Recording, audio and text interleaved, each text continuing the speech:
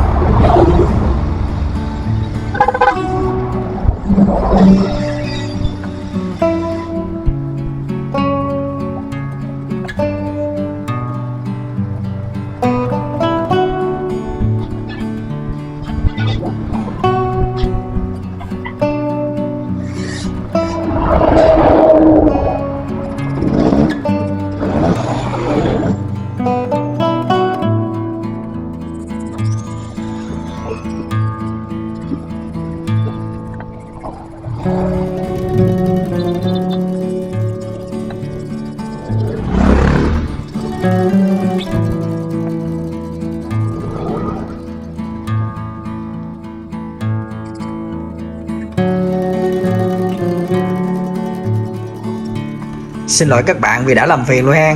Thì ngoài việc mình làm ná gỗ, bán ná gỗ, bên shop mình còn có bán dây cũng như là ná inox. Thì mình có nhận cắt theo yêu cầu ha mọi người. Cắt theo yêu cầu là mình có thể là cắt cho tất cả các bạn, tất cả các khổ luôn khi mà các bạn yêu cầu mình cắt ha. Thì 70k một mét đồng giá, từ 055, 65 và 0.7, đủ các loại dây ở trên thị trường bây giờ là có màu nào là mình có màu đó ha. 70k một mét, gồm có là 15 da, một cuộn thun cuộc, một cây kim xỏ luôn ha. Rồi dây cột sẵn thì 5k một bộ, anh em nào lấy 50 bộ thì 200k, còn lấy nhiều hơn nữa thì sẽ có cái giá ưu đãi hơn nữa luôn ha. Rồi không làm phiền anh em nữa, tiếp tục thôi. Ok, và cuối cùng mình đã hoàn thiện xong rồi nha mọi người.